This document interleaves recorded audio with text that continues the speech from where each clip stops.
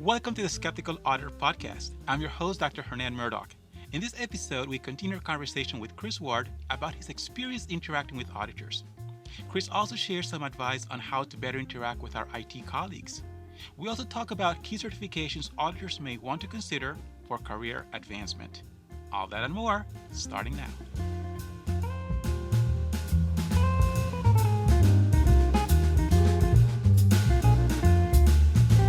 Chris, when you think about your professional experience over the years, when you think about different projects that you have worked on and interactions with auditors, can you think of a project where you have had to perhaps work very closely with the auditors and how that played out? One I think already in our conversations that we've had in our episodes, I've mentioned that in my experience when I got audited or I was a part of a project that was being audited, I would say that the experience for me was one that was really eye-opening into what we were being asked to do, what we were being asked to provide, how the auditor would communicate, who the auditor was communicating to and through, and because in the essential thing, I was doing training and consulting with this organization, and so of course they were asking me to come in and go, well, how does ITIL then ramp into what the audit's going to come up with? And so it was kind of, it was a very interesting, I was almost like auditing the audit of the thing. So it was kind of an interesting project, all that to say. So one thing that I got out of it, though, was the fact that, I mentioned briefly about having that central source of truth about how in an IT organization, and this was, it remain nameless, but it was a financial organization, a rather large financial organization, like as in $40 billion a year financial organization, rather large IT team of 400 plus individuals that were involved in this. Wow. And, they had customer base of about 2.5 million or more people that were actually involved in this organization. And so when we looked at this, one of the biggest things that came out of it was that whole, what do you know what you're doing and how you're doing it? And that question kept coming back every time we'd sit down and have a little meeting. And it was two people, a two audit team. One was dealing primarily with the IT side of things. The other was dealing with a little bit of making sure anything the IT didn't, obviously from a financial standpoint, as you well know, didn't start getting over into areas it wasn't supposed to. And so we'd be working together, and they would ask that question, the how you're doing it, and the why, and what's that working for. And so part of the reason why we decided to go with ITIL and to bring this in was they had done an audit on a previous audit from another organization that had come in and audited them on their software compliance. So it was kind of one of those things. It was a requirement because of utilization, being a financial organization and the utilization of the software. And they noticed that there was some discrepancies. And so they said, well, we might as well bring somebody in and have them do an audit. Well, as I like to say, the thing that kicked in the rest of the audit was the fact is, and you always have to use your little pinky when you say this, $9 million in non-compliance on just Oh, 10 wow. on 10 of the pieces of software that they were utilizing. Oh, So the good news is that they were able to then take that report, go to the obvious, the software suppliers, their vendors, and say, look, there was no ill intent. It was, but obviously we want to make this right. How do we get caught up and everything else? So they were able to drop it down to, I think, about $250,000 finally. But at the same time, it opened up their eyes to why is it important to have audit? And it opened up my eyes to say, why is it important to have not only external auditors come in? Because one of the points that this other team mentioned was you could have caught some of this if you had a consistent, number one, framework. And secondly, you have internal audits that you're doing on a consistent basis. So that way, the reason why it was $9 million was because it had just gone on for so long that they hadn't caught it. And so that was my introductory world of audits and how to use them. And so I think you had asked if my best project that I did and my worst, that was one of them. So it was all in one. Really good time. All in one. Wow. Okay. all in one. But from what you're describing, there were lots of lessons learned, and that's one of the key things about any experience in life is to look at it in terms of what can you learn from it, and how we can look at it from that perspective in terms of what we may want to do it again in the future, or maybe not do in the future. But I think that from that perspective, very instructional. So there was some benefit to it. So when we're thinking about the auditors and their interaction, we in the profession talk quite a bit about communication skills, for example, and the importance of being respectful with the client and seeing the client as business partners, not just auditees. We used to use that expression, and some auditors still use it. Hmm. And sometimes it's being used just to describe that other party, but really on an ongoing basis, we prefer to refer to them as audit clients. So, from that perspective, then, what are some of the things that come to mind about the interaction with those individuals, those auditors? And what are some of the practices that you say, yes, they did that very well, and I appreciate the fact that they approach things that way. And maybe you can also spend a couple of moments just telling us a little bit about what they did that was not ideal. And if you were to give them feedback, Right. you'd probably say, hey guys, perhaps you want to change that approach. Well, I think probably the biggest thing on a good side, we'll start with the good stuff first, is the fact is they did a really good job at knowing the right questions to ask and how they ask the questions. I think that that's something that will always be, as you and I have kind of talked, even off the recording here, about how the engagement of a person that is the auditor with we'll use the word, the client of the audit, is that there's a natural defensive mechanism that kicks in, because we would kiddingly say it's like someone coming in and telling you your baby is ugly, and that's how people perceive a lot of times what audit is going to be. It's you're not doing the right stuff. You're not doing the right stuff. One of the things this audit team did that I think was amazing was they would always, they would do the Oreo approach, right? They would do you are really doing well at X. Here's something you probably need to work on because it's going to affect things. But by the way, this thing over here, though, is also very good. So they did that kind of approach, which kind of, I think, broke down a little bit of the defensiveness of the client, because there's that natural tendency to just go, but wait, no, it wasn't my fault, and we had to do it this way, and the technology doesn't allow us to do this, and to break through that, it's you're really doing a great job. This is going to come back and bite you if you don't get it fixed. And we have some suggestions, and there's a couple of options.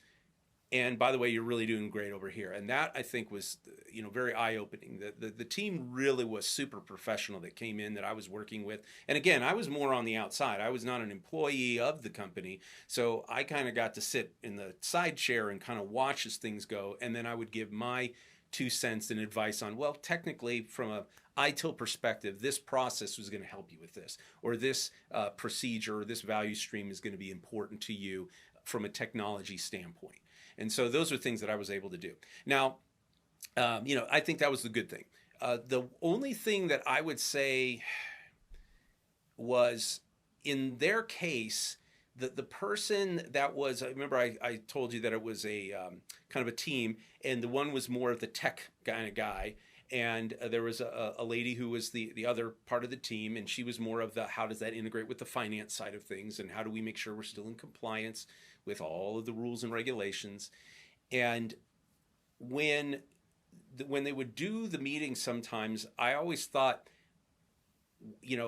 she would not speak up and say, this is why we're doing it. She would just kind of sit there and let the guy that was the tech, because I think they felt like, well, no one will listen to her because she's more of the finance person, the finance auditor, and we're the tech team, we're the technology group. And what I found just kind of sitting in the back was, you're going to get pushback unless, like you mentioned it even earlier, Dr. Hernan, about the why, right? If they hear the why, like, look, it's not like the senior leadership here, and they had 12 people on the board at C-suite levels of this organization. They're not just trying to make your life miserable, IT department. Their hands are tied. They must do this. They cannot do that. And that's why you're going to have to make some pivots. You're going to have to make some adjustments, and you can't use that anymore, and you can't, or your process needs to change. And so I think that would, and I don't even think that was a horrible thing.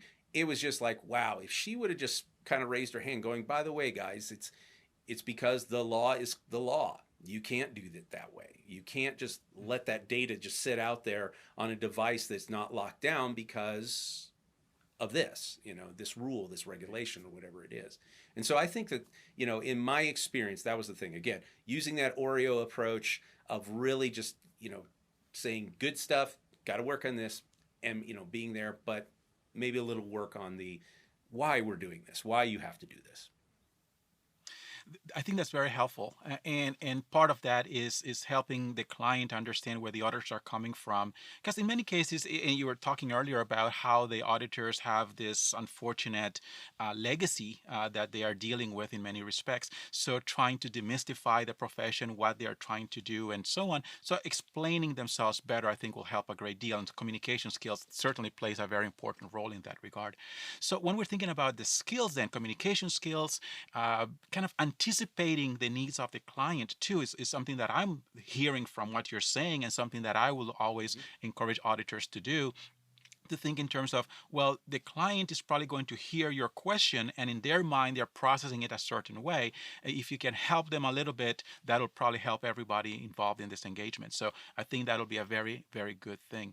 So as I'm thinking about your background, when I think about your certifications and all of these things that you have accumulated over the years and your expertise, and I think about what auditors generally do in terms of getting their CIA certification, or if they want to become CPAs, of course, there's nothing wrong with it, and other certifications like it. But from the different certifications that you have, which one will be? Let's take two. Let's pick two. Which two would you say you will encourage an internal auditor to consider outside of that general realm of audit labeled certifications? Hey, look at these over here. Here are a couple that I will encourage you to explore. Yeah, real easy. Obviously, I'm going to be very big on ITIL because that's my world that I kind of roam around in, both as a ITIL managing professional and a strategic leader, which deals a lot with digital strategy and transformation and governance and all those type of a thing. I believe that is a very important area, and I would say that your average everyday auditor that's going through doesn't have to go to the levels that I obviously have gone to, and getting up to those top tier levels. But I do believe that having the ITIL 4 foundation, which is that entry level 30,000 foot view of ITIL's service value system, the 4 dimensions, guiding principles, the management practices, and all those things that we have, the service value chain. That would be great. I think that would be super helpful. There is one upper level one called the ITIL Strategist, which is direct, plan, and improve. A lot of governance in that. A lot of how do we improve. And so by learning how an IT organization is approaching continual improvement, will also then just tie into, well, the auditor that's our heart, that's our drive, right? We want to help you improve so that way you can be successful. That's why you're bringing us in. So I would say that's the first area. The second one is going to be one that it hasn't gotten a lot of traction, but I think is a very good certification, and that is COBIT, Controlled Objectives in IT. That's where we're starting to run into the realm of what we kiddingly call EGIT, right? Enterprise Governance in IT. And so how you apply governance in the world of IT comes down to currently it's COBIT 2019, excuse me. COVID and COVID, getting really close there. I just wanted to throw that one in. Well, I know that at one point they had. At one point, it was COVID 4.1 and COVID 5. So then they used a year label for the particular version of it. So I appreciate what you're doing in terms of trying to explain and clarify, and of course how we use it in everyday language. Yeah, it's unfortunate that they did that obviously before the COVID thing happened, and so it's kind of like now you're looking back and going, wow, maybe we could have done something different. But I'm not on the governing board of ISACA, who runs the COBIT. certification. So, I think that's okay. But I would say that is, Dr. Hernan, a very good certification because it's not, I don't think it would be too outside of their wheelhouse, as we would say. A lot of what's in that certification, they're already, if they're getting their CIA or if they're working in the world of audit, they're going to be very familiar with risk, strategy, implementation, regulation, the difference between policy, control, and guidelines. These are things that they're already learning and they know from their audit certification. And so I think a COBIT 2019 cert would be something that would be very helpful for them, because then they kind of get to step back and see, well, how does an IT department or the director of IT or a VP or a CIO, a CTO, whatever the person running that shop is, how do they view things? Because a lot of times in the realm of IT, there is that balance, right, that they're trying to achieve by staying at least they're not on the bleeding edge of technology, but they're not so far behind that they're always trying to catch up. Well, when you do things like that, obviously, when you make a big push or you update, like let's say, one of the biggest ones that we've already discussed, moving from an on-premises environment to a cloud-based or a hybrid, where you have some on-premises and you have some cloud-based, well, that enters you into a whole nother realm of governance and a whole nother realm of how do we make sure that we are fulfilling our obligations to certain regulations, legal precedent, or whatever that is. So that's why I would say ITIL for the overall how ITs do, how do we use technology to create value for our customers? Very important. Then COBIT will then take a look at that EGIT, right? That enterprise governance and IT view of how do we do things that way. I think both of those would be huge to any auditor, whether they're coming at it from a security or an finance or any of those type of areas. Excellent. Very, very good advice. Thank you very much for sharing that.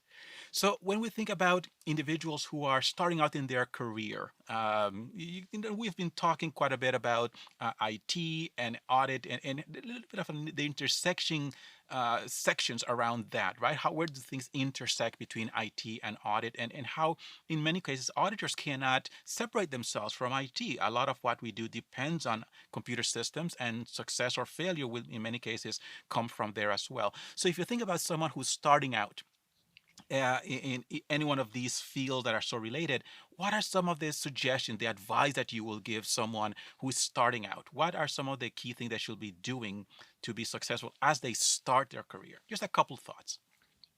Yeah, I think a big thing will obviously be understanding the basics of how does information move through an organization from a technology standpoint. So having a basic understanding of networking, why certain devices are used, what's the difference between a router and a firewall? Well, believe it or not, routers can do a lot of the same things that firewalls can do. They're just kind of a little bit, firewalls will get a little bit more beefy kind of environment. Well, knowing that is helpful, because when you're asking people to maybe purchase more equipment, or they're required to have certain type of equipment or security levels in, okay, well, now you understand more of the why. And so I think that would be good. I also think you've said it several times, and I agree. And it doesn't have to be expensive. Go to a local community college and take a course on communication. Take a course on empathy and emotional intelligence. Another one that I think is something, and these are, and by the way, not only in just community colleges, but they've got some very cool, LinkedIn has some really good ones on active listening. One of the things I think that helped me, because I always thought of myself as a good communicator, and someone once told me, "No, Chris, you're really good at telling people what to do and talking to them, but the other side of the thing, you're too busy talking and you're not listening." Okay, and I had to learn that the hard way.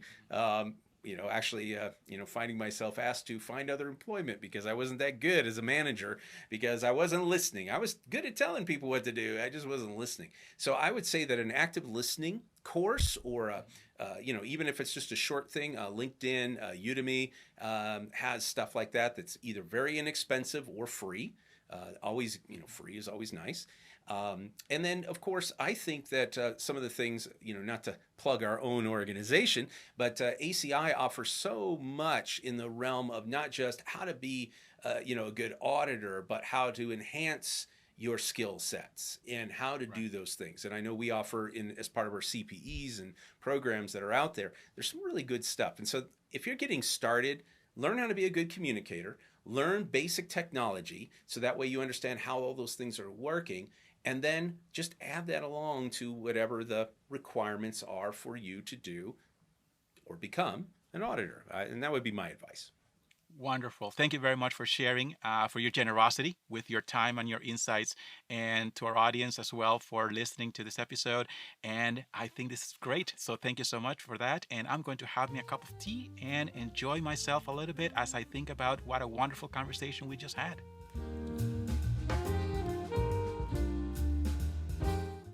A big thank you to Chris for his time and for sharing his insight with us. If you're looking for more ways to stay ahead of the curve and earn CPEs, check out Audit Pro TV On Demand, subscription learning for auditors by auditors. Visit acilearning.com/auditprotv.